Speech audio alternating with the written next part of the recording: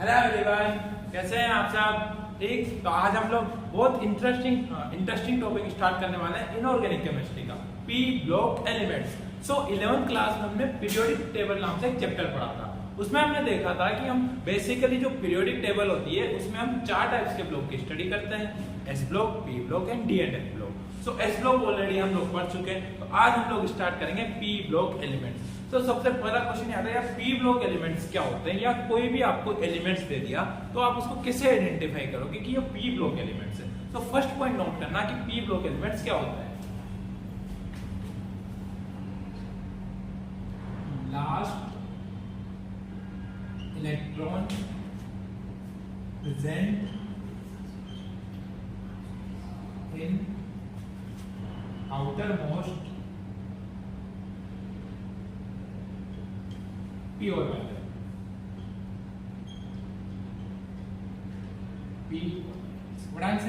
कि जो आखिरी इलेक्ट्रॉन होता है वो पी ऑर्बिटल में अगर प्रेजेंट है तो वो पी ब्लॉक एलिमेंट होगा।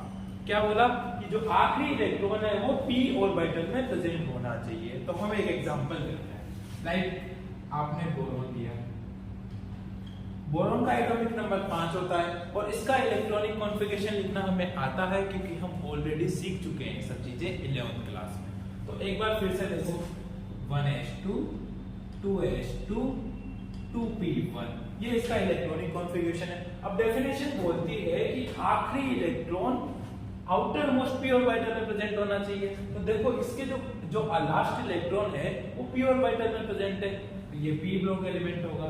ऐसे आप एल्यूमिनियम का देखोगे तो जितने भी एलिमेंट्स है उनका लास्ट इलेक्ट्रॉन अगर पी ऑर्बिटल में प्रेजेंट है तो वो पी ब्लॉक एलिमेंट्स होगा। ठीक है। अब नंबर 2 पॉइंट देखते हैं, जो कोई भी ब्लॉक होता है उसमें कितने इलेक्ट्रॉन्स हम फिल कर सकते हैं। जैसा कि हमने एस ब्लॉक में देखा था मैक्सिमम 2 इलेक्ट्रॉन्स फिल कर सकते हैं, तो हम पी ब्लॉक में कितने इलेक्ट्रॉन्स फिल कर सकते हैं। देखो पी ब्लॉक को हम ऐसे लिखते हैं, इसमें 3 ब्लॉक होते हैं, 1 2 3। एक होता है px, एक होता है py और एक होता है pz। अब एक ब्लॉक में हम मैक्सिमम 2 इलेक्ट्रॉन फिल कर सकते हैं, तो यहाँ पे 3 ब्लॉक है तो हम p ब्लॉक में टोटल मैक्सिमम से मैक्सिमम 6 इलेक्ट्रॉन फिल कर सकते हैं। कितने? 6 इलेक्ट्रॉन, 1 2 3 4 5 6। तो मैक्सिमम कितने इलेक्ट्रॉन फिल कर सकते हैं? 6 इलेक्ट्रॉन। तो maximum 6 electrons are filled in p block. Okay. Number 3rd point is electronic configuration. So कोई भी आप ब्लॉक पढ़ रहे हो तो उसका आपको इलेक्ट्रॉनिक कॉन्फ़िगरेशन तो पता होना चाहिए, या उसका कैसे निकालते हैं तो ये हमें आना चाहिए। तो बेसिकली जो पी ब्लॉक एलिमेंट्स होते हैं उनका एक जनरल इलेक्ट्रॉनिक कॉन्फ़िगरेशन होता है। तो देखते हैं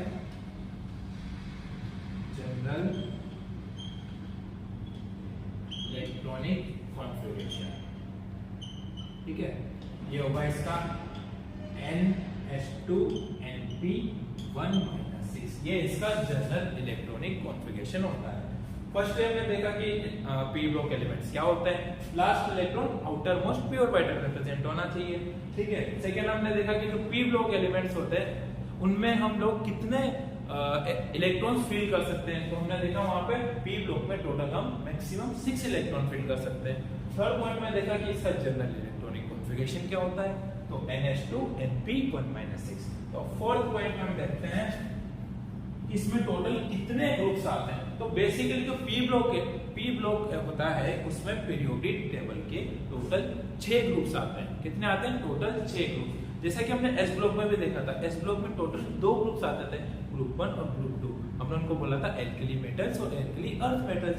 वैसे ही जो पी ब्लॉक एलिमेंट्स होता है उसमें टोटल 6 ग्रुप्स आते हैं। अब 6 ग्रुप कौन कौन से आते हैं? वो आते हैं 13 14 15 16 17 और 18, मतलब 13 to 18 ग्रुप तक जितने ग्रुप है, टोटल 6 ग्रुप है, वो सारे पी ब्लॉक ग्रुप होंगे। ओके, उनसे 13 से लेके 18 तक के जितने भी ग्रुप होते हैं उनको हम पी ब्लॉक एलिमेंट्स ग्रुप बोलते हैं। ओके, तो टोटल इसमें कितने आए? 6 group are present in P block. 6 groups are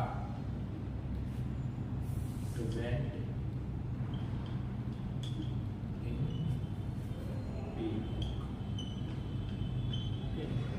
अब 6 ग्रुप तो प्रेजेंट है, लेकिन अब एक क्वेश्चन ये आता है कि टोटल कितने एलिमेंट होंगे जो पी ब्लॉक में प्रेजेंट होंगे।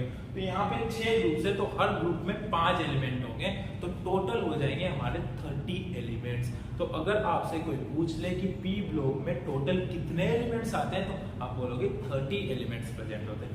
ग्रुप पूछे तो 6 ग्रुप्स और एलिमेंट्स पूछे तो टोटल 30 एलिमेंट्स। तो इस पॉइंट को भी नोट करना, टोटल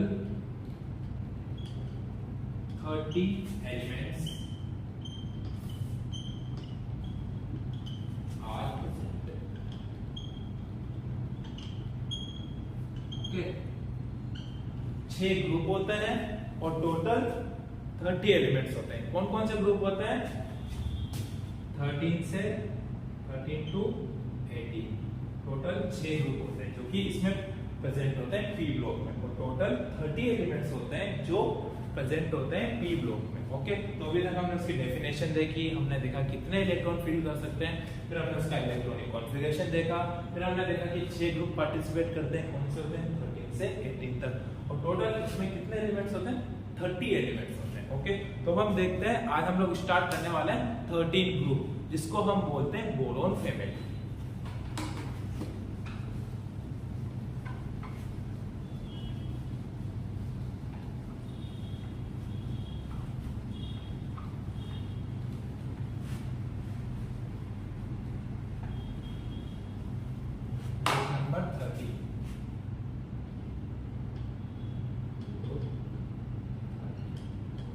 टोटल इसमें 5 एलिमेंट्स हैं, boron, aluminium, helium, indium and thallium. Okay, तो ये 5 एलिमेंट्स 13 ग्रुप में आते हैं, और जो 13 ग्रुप होता है उसको हम बोलते हैं बोरोन फैमिली। इसको हम क्या बोलते हैं? Boron family. Okay,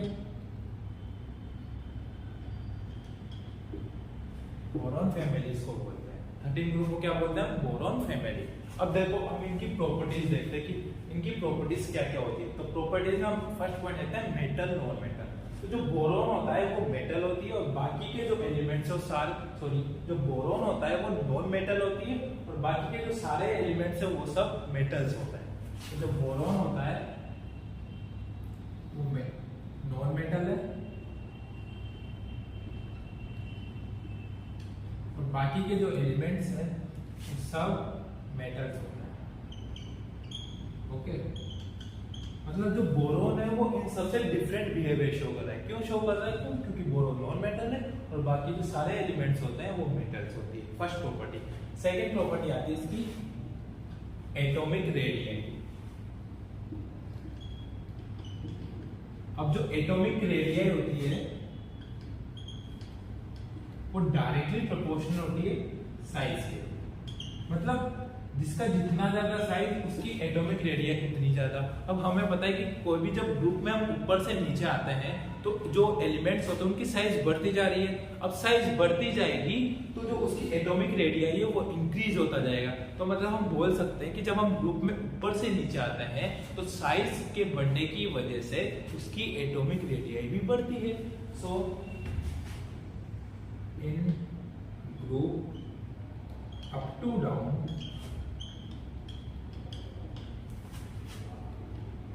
atomic radii are increases। क्यों? क्योंकि साइज इंक्रीज हो रही है तो उसकी एटॉमिक रेडियस भी इंक्रीज होगी। ठीक है, तो अगर हम इसका ऑर्डर देखें कि ऑर्डर ऑफ एटॉमिक रेडियस क्या होगा 13 ग्रुप के थे, तो सबसे कम होगी बोरोन की, फिर aluminium, then gallium, then indium, then TL. ये इसकी एटॉमिक रेडियस का ऑर्डर है।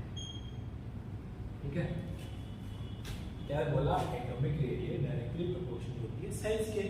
अब जो ऊपर से नीचे आते हैं तो साइज इंक्रीज होता है तो एटॉमिक रेडियस भी इंक्रीज होगी, तो ये इसका ऑर्डर होगा। अब थर्ड प्रॉपर्टी देखते हैं हम लोग, आयनाइजेशन एंथैल्पी। इसको ध्यान से देखना, बड़ा इंपॉर्टेंट है थर्ड प्रॉपर्टी है आई की, इसको हम आयनाइजेशन एंथैल्पी बोलते हैं। ये इनवर्सली प्रोपोर्शनल होता है साइज की। तो इनवर्सली प्रोपोर्शनल होगा किसके? Atomic radius.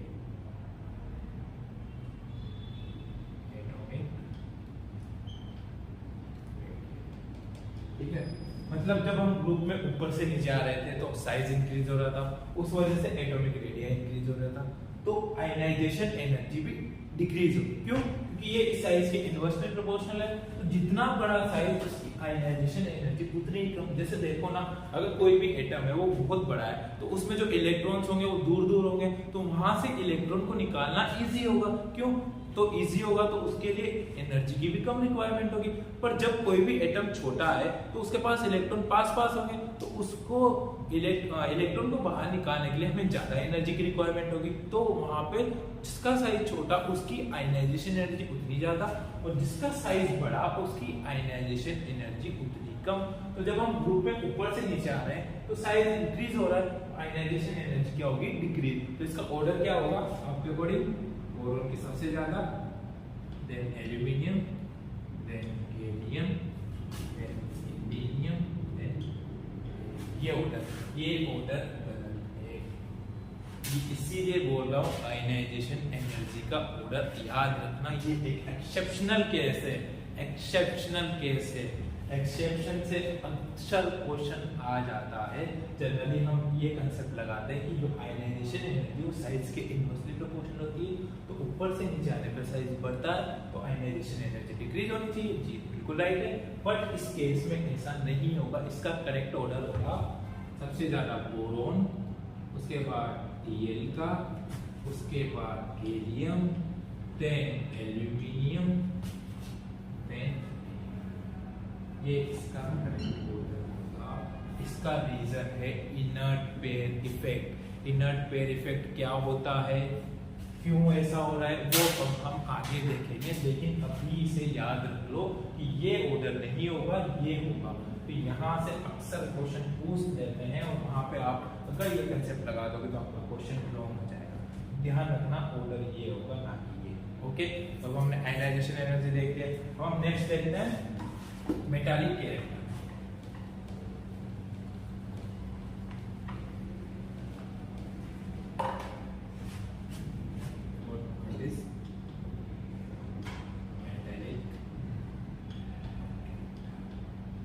जो मेटालिक कैरेक्टर होता है वो डायरेक्टली प्रोपोर्शनल होता है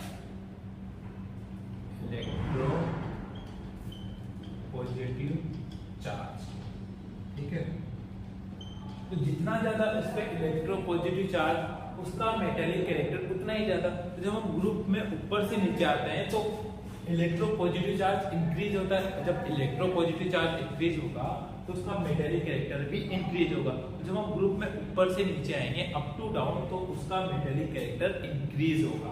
ओके, और जो ये मेटालिक कैरेक्टर है वो आयनाइजेशन एनर्जी के इनवर्सली प्रोपोर्शनल। ठीक है, तो अगर हम इसका ऑर्डर देखेंगे तो सबसे ज्यादा Tl का, उसके बाद इंडियम का, उसके बाद गैलियम, देन एल्यूमिनियम और सबसे कम होगा बोरोन।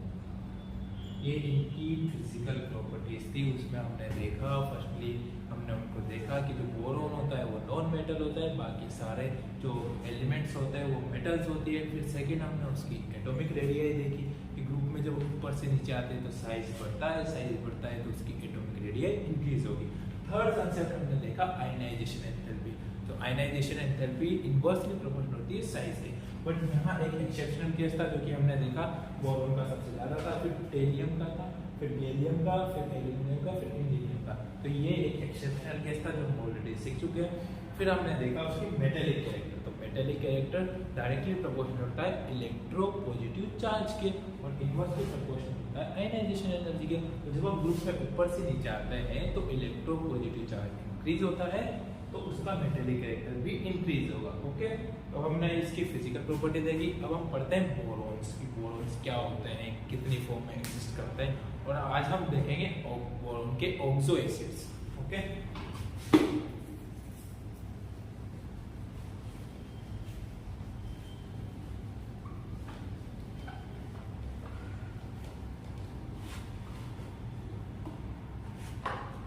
निकालिए boron.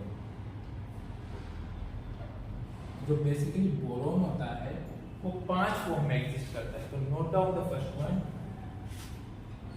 Boron exist in 5 okay, 5 form में एग्जिस्ट करता है। उनमें से जो 4 फॉर्म होती है, 4 फॉर्म्स, वो क्रिस्टलाइन होती है। कौन सी होती है? क्रिस्टलाइन नेचर की होती है, ठीक है। और जो एक फॉर्म होती है वो एमॉर्फस होती है।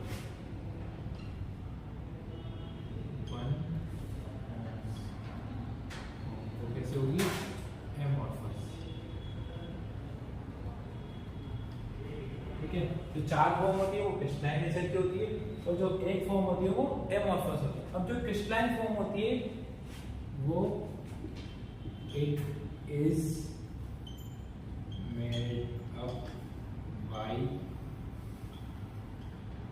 Cluster of B12 unit. जो क्रिस्टलाइन फॉर्म होती है वो B12 यूनिट के क्लस्टर से मिलकर बनी होती है। और जो ये B12 यूनिट है ना, तो जो बोरोन होता है ना, B12 यूनिट है, जो बोरोन होता है वो इस फॉर्म में मोस्ट स्टेबल होता है। तो अगर आपसे क्वेश्चन पूछ ले कि बोरोन किस फॉर्म में एग्जिस्ट करता है, तो वो B12 फॉर्म में मोस्ट स्टेबल होता है। आप इसको नोट करके लिख लो कि बोरोन आर मोस्ट स्टेबल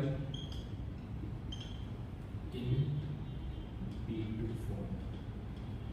और जो B2 फॉर्म होती है उसको हम बोलते हैं आइकोसाहेड्रल। क्या बोलते हैं इसको हम? आइकोसाहेड्रल, ठीक है। क्या बोला, एक बार फिर से रिपीट करता हूँ। जो बोरोन होता है वो 5 फॉर्म में एग्जिस्ट करता है, जिनमें से जो 4 फॉर्म होती है वो क्रिस्टलाइन नेचर की होती है और जो एक फॉर्म होती है वो एमॉर्फस होती है। और जो क्रिस्टलाइन फॉर्म होती है वो B12 के क्लस्टर से मिलकर बनी होती है। और जो बोरोन होता है वो B12 फॉर्म में मोस्ट स्टेबल होता है, जिसको हम आइकोसाहेड्रल बोलते हैं, ठीक है। अब देखो जो क्रिस्टलाइन फॉर्म होती है वो ब्लैक कलर शो करती है, ब्लैक अपीयरेंस, ब्लैक कलर, और ये केमिकली इनर्ट होती है। क्या होती है? केमिकली इनर्ट होती है, ठीक है। अब हम एमॉर्फस की बात करें। जो एमॉर्फस फॉर्म होती है वो केमिकली एक्टिव होती है, chemically active and show brown colour, ठीक है। देखो डिफरेंस क्या क्या है। जो क्रिस्टलाइन फॉर्म होती है उसमें जो बोरोन की 4 फॉर्म होती है वो क्रिस्टलाइन होती है और जो एक फॉर्म होती है उसको हम एमॉर्फस बोलते हैं। जो क्रिस्टलाइन फॉर्म होती है वो B12 की क्लस्टर यूनिट से मिलकर बनी होती है और जो B12 है, बोरोन सबसे ज्यादा B12 में ही एग्जिस्ट करता है। तो most stable boron are most stable in B12 form और उसको हम बोलते हैं आइकोसाहेड्रल। मोस्ट फेमस नाम है आइकोसाहेड्रल। बहुत बार क्वेश्चन पूछा गया कि बोरोन मोस्ट स्टेबल किस फॉर्म में होता है, तो वो B12 फॉर्म है। या नाम भी दे सकता है, नाम भी याद रखना है। नाम क्या है? आइकोसाहेड्रल, ओके। तो जो क्रिस्टलाइन फॉर्म होती है वो ब्लैक कलर शो करती है और ये केमिकली इनर्ट होती है, जबकि में जो एमॉर्फस फॉर्म होती है वो केमिकली एक्टिव होती है और ब्राउन कलर शो करती है। तो ये बोरोन की फॉर्म थी, बोरोन किस फॉर्म में एग्जिस्ट करता है। तो हम देखेंगे अब बोरोन के ऑक्सो एसिड ऑफ बोरोन्स। तो अभी हम बोरोन के ऑक्सो एसिड देखेंगे, उसके बाद हमें इसके डाइहाइड्राइड देखना है, लाइक B2S6 डाइबोरेन बोलते हैं। फिर हम बोरेक्स के बारे में पढ़ेंगे, फिर हम पढ़ेंगे इनऑर्गेनिक बेंजीन जिसको हम बोराजीन बोलते हैं। Both are all are topic are most important, okay. So be careful. अब हम देखते हैं oxo acid of borane.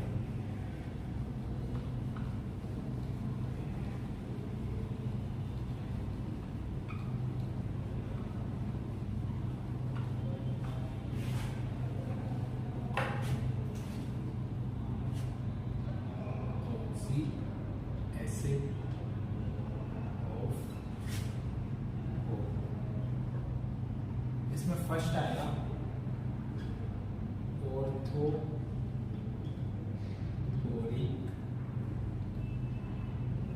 Acid, या इसे हम बोलते हैं बोरिक एसिड। दोनों में से किसी भी नाम से आप क्वेश्चन पूछ सकते हैं, दोनों नाम में याद होने चाहिए, बोरिक एसिड या ऑर्थोबोरिक एसिड। उसका फॉर्मूला क्या होता है, H3PO3 या BOH का दोनों एक ही बात है, याद रखना दोनों को। यहाँ भी दोनों नाम याद रखना है और ये दोनों फॉर्म याद रखनी है, ठीक है। अब देखो ऑर्थोबोरिक एसिड क्या होता है, इसमें फर्स्ट पॉइंट नोट करना, it behave as a monobasic, okay, it does not donate proton but it accept OH. Okay, what I am saying, इस पॉइंट पे ध्यान देना, it behave as a monobasic, ये मोनोबेसिक की तरह बिहेव करता है, बट ये जो होता है वो प्रोटॉन को डोनेट नहीं करता है। हमें पता है कि जो बेस होते हैं वो प्रोटॉन को डोनेट करते हैं, उनको हम मोनोबेस बोलते हैं, बट ये एक्सेप्ट करता है OH माइनस। अब जब ये प्रोटॉन डोनेट नहीं कर रहा है, ये एक्सेप्ट कर रहा है, तो हमने लुईस एसिड, एक लुईस बेस का कंसेप्ट पढ़ा था। तो लुईस एसिड वो होते हैं जो इलेक्ट्रॉन को एक्सेप्ट करते हैं, तो यहाँ पे ये OH माइनस को एक्सेप्ट कर रहा है, तो ये कैसे वर्क करेगा, as a Lewis acid. So second point is it behave as a Lewis acid। तो हम बोल सकते हैं कि जो H3PO3 होता है वो मोनोबेसिक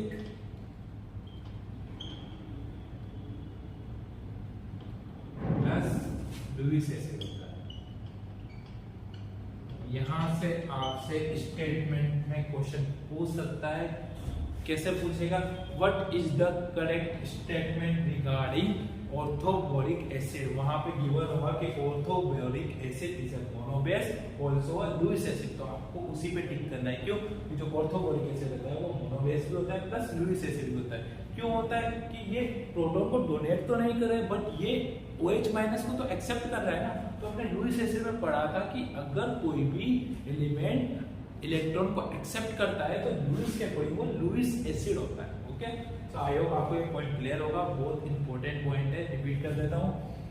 जो ऑर्थोबोरिक एसिड रहते हैं वो मोनोबेसिक भी होते हैं और लुईस एसिड भी होते हैं। क्यों, क्योंकि ये जो OH माइनस को एक्सेप्ट कर रहे हैं। ओके, अब हम इसका स्ट्रक्चर देखते हैं नेक्स्ट पॉइंट में, H3BO3, या इसको हम BOH का होल प्राइस ऐसे भी लिख सकते हैं। कि अब हम इसका स्ट्रक्चर देखते हैं, स्ट्रक्चर क्या होता है। एक बोरोन है और देखो बोरोन से कितने OH जुड़े हुए हैं, 3, 1 2 ठीक है, ये इसका स्ट्रक्चर है। अब ये देखो जो बोरोन है इसका अगर हम हाइब्रिडाइजेशन निकालेंगे तो हाइब्रिडाइजेशन क्या होगा, देखो टोटल सिग्मा बॉन्ड कितने हैं, 1 2 3, 3 सिग्मा बॉन्ड प्रेजेंट है, तो उसका हाइब्रिडेशन क्या होगा, हाइब्रिडेशन निकालना हम ऑलरेडी सीख चुके हैं। क्या होगा इसका हाइब्रिडेशन, sp2, क्या होगा इसका हाइब्रिडेशन, sp2।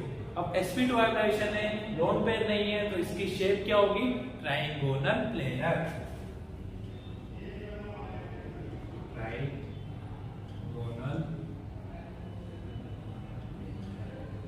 क्या हाइब्रिडेशन हो, इसका हाइब्रिडेशन क्या होगा, sp2 हाइब्रिडेशन, और अगर इसके शेप देखेंगे तो क्या होगी, ट्रायंगोनल प्लेनर शेप होगी। ओके, तो अभी तक हमने इसका हाइब्रिडेशन निकालना देखा, कैसे निकाला, फिर हमने इसकी शेप देखी, ट्रायंगोनल प्लेनर। और एक इंपॉर्टेंट पॉइंट, तो ये ऑक्सीजन और हाइड्रोजन है, ये दोनों मिलकर एक हाइड्रोजन बॉन्ड बना रहे हैं। तो यहाँ पे क्या 4 पॉइंट लिख सकते हैं, हाइड्रोजन बॉन्ड आर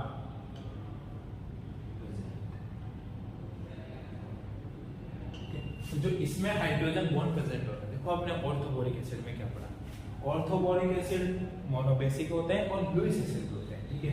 फिर हमने इसकी क्यों होते हैं, क्योंकि ये OH माइनस आयन को एक्सेप्ट करते हैं। प्लस हमने देखा कि इसका फॉर्मूला क्या होता है, H3PO3 या POH का मॉलिक्यूलाइज होता है। और फिर हमने इसका स्ट्रक्चर देखा, ट्रायंगुलर प्लेन होता है, तो उसका रिलेशन क्या होगा, sp2 होगा और इसमें हाइड्रोजन बॉन्ड प्रेजेंट होता है, ठीक है। अब हम देखते हैं इसकी प्रिपरेशन ऑफ ऑर्थोबोरिक एसिड, ठीक है।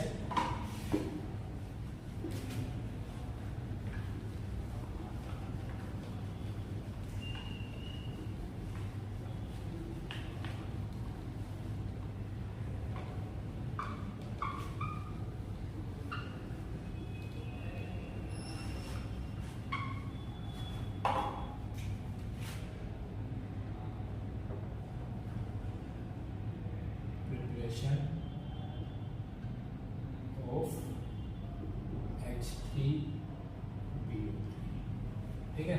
देखो Na2B4O7 रिएक्ट करेगा 5 मोल ऑफ H2O से plus in the presence of H2SO4, तो हमें मिलेगा H3PO3 या इसको हम लिख सकते हैं BOH का N2B4O7, जिसको हम बोलते हैं बोरेक्स बिड,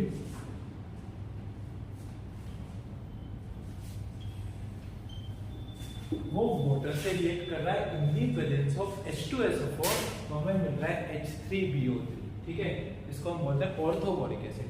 और जो ये बोरेक्स बिड क्या है, डोंट वरी, टेंशन ना लो, इसको हम जब बोरेक्स कंपाउंड पढ़ेंगे तो वहां पे देखेंगे कि बोरेक्स बिड होता क्या है, ओके। तो अभी याद रखो कि जब बोरेक्स बिड है वो वाटर से रिएक्ट कर रहा है in the presence of H2SO4, तो हमें क्या मिल रहा है, ऑर्थोबोरिक एसिड H3BO3। अब देखो इसकी क्या प्रॉपर्टी होती है, जो H3BO3 होता है, H3BO3 are easily soluble in water, soluble in water। जो H3BO3 ऑर्थोबोरिक एसिड होता है वो वाटर में इजीली सोलेबल हो जाता है। तो जब ये वाटर से रिएक्शन करेगा BOH का होल थ्राइस, ये वाटर से रिएक्शन करेगा तो हमें मिलेगा BOH का होल 4 इजीली सोलेबल हो गया और हमें मिला BOH का होल 4 नेगेटिव चार्ज, ओके। तो इसकी प्रॉपर्टी होगी कि जो H3BO3 होता है वो इजीली सोलेबल हो जाता है वाटर। तो हम देखते हैं अगर हम H3BO3 जो ऑर्थोबोरिक एसिड अगर उसको हीट करें तो हमें क्या मिलता है, या आप टॉपिक डालो reaction of H3BO3,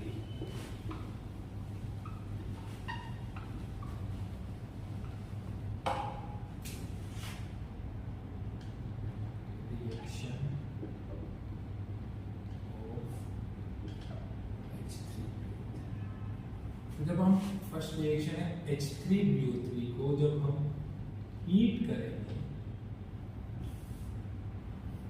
140 degree Celsius पे, तो यहाँ से क्या होगा, एक वाटर मॉलिक्यूल बाहर निकलेगा।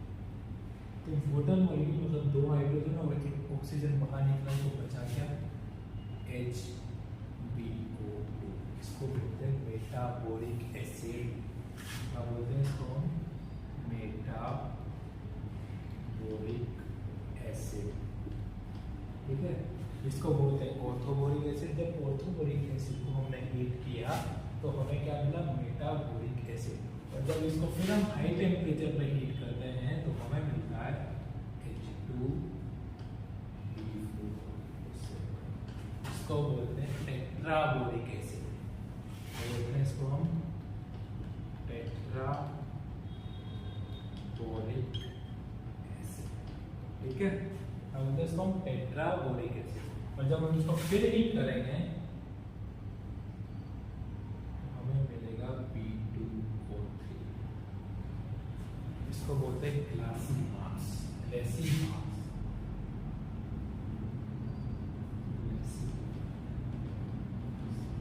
ठीक है। देखो फर्स्ट जब हम ऑर्थोबोरिक एसिड को हीट किया तो हमें मिला मेटाबोरिक एसिड HbO2। फिर जब हमने उसको हीट किया तो हमें मिला H2B4O7 जिसको हम बोलते हैं टेट्राबोरिक एसिड। ओके, और फिर जब हमने इसको हीट किया तो हमें मिला B2O3। ठीक है, अब देखो इसका अब हम सेकेंड रिएक्शन देखते हैं। H3BO3 जब ये H2O2 से हाइड्रोजन पेरोक्साइड से रिएक्शन करेगा तो जब ये H3BO3 है वो जब H2O2 हाइड्रोजन पेरोक्साइड से रिएक्शन करेगा तो H2O बाहर निकल जाएगा और हमें मिलेगा OH का होल ट्वाइस BOOH। ठीक है, अब इसका स्ट्रक्चर देखना कैसा होगा। जब H3BO3 का स्ट्रक्चर हम लोग ऑलरेडी देख चुके तो इसका थोड़ा सा डिफरेंट है। देखो, एक बोरोन से दो OH जुड़े हुए हैं तो एक पेरोक्साइड आयन यहाँ पे OOH, ये इसका स्ट्रक्चर। ठीक है, और जब इससे सोडियम रिएक्ट करेगा तो हमें मिलेगा इससे जब NaOH रिएक्ट करेगा तो हमें मिलेगा Na2OH का ट्वाइस बोरोन, दो ऑक्सीजन, वापस बोरोन, देन OH का एक कंपाउंड। ठीक है, क्या हुआ जब H3BO3 ने H2O2 से रिएक्ट किया तो H2O बाहर निकला तो हमें जब उसमें जाके एक पेरोक्साइड मिली जिसका स्ट्रक्चर हमने देखा। उसके बाद जब NaOH ने रिएक्ट किया तो हमारे पास ये कंपाउंड मिला। ओके, ये रिएक्शन को ध्यान रखना, बड़ी इंपॉर्टेंट रिएक्शन है। हम एक अच्छी सी रिएक्शन देखते हैं, एक थर्ड रिएक्शन देखते हैं। जब जो ऑर्थोबोरिक एसिड होता है उसकी जब हम रिएक्शन डाइओल से कराते हैं तो क्या होता है।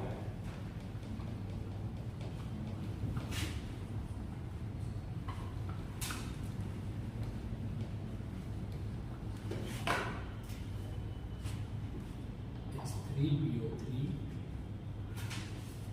react with diol. डायोल क्या होता है? HOH COH, ये डायोल। जब इसके साथ H3BO3 रिएक्ट करेगा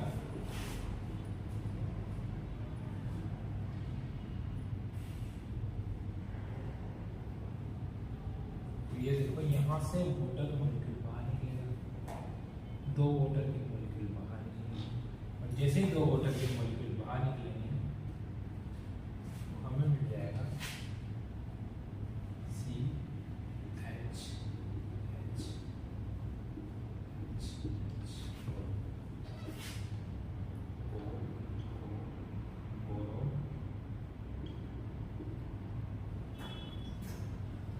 ठीक है। जब यहाँ से जब इथाइल डायोल, जिसको हम इथाइल डायोल भी बोलते हैं, तब उसमें या इथाइल एल्कोहल भी बोलते हैं, जिस इथाइल एल्कोहल ने जब H3BO3 से रिएक्ट किया तो हमें मिला ये नंबर, इसको बोलते हैं इथाइल बोरेट। क्या बोलते हैं? Ethyl borate. So I hope आपको आज का लेक्चर क्लियर होगा। हमने क्या पढ़ा था? हमने पी ब्लॉक एलिमेंट से स्टार्ट किया, हमने उसकी पहले फिजिकल प्रॉपर्टी देखी, फिर हमने 13 ग्रुप स्टार्ट किया जिसको हम बोरॉन फैमिली बोलते हैं। बोरॉन फैमिली में हमने देखा कि जो बोरॉन होता है वो 5 फॉर्म एग्जिस्ट करता है। फिर हमने उसकी 5 फॉर्म देखी कि 4 फॉर्म क्रिस्टलाइन होती है और 1 फॉर्म एमॉर्फस होती है। फिर हमने दोनों के बीच में कंपैरिजन किया। फिर हमने बोरॉन के ऑक्सो एसिड पढ़े जिसमें ऑर्थोबोरिक एसिड था, उसको कम्प्लीटली हमने एक्सप्लेन किया कि ऑर्थोबोरिक एसिड क्या होता है, कौन सी प्रॉपर्टी शो करता है, उसका स्ट्रक्चर क्या है, हाइड्रेशन क्या है, शेप क्या है, प्रिपेयर कैसे करते हैं, और फिर हमने उसके रिएक्शंस देखी। ओके, तो आई होप आपको आज का लेक्चर क्लियर होगा। So thank you everyone.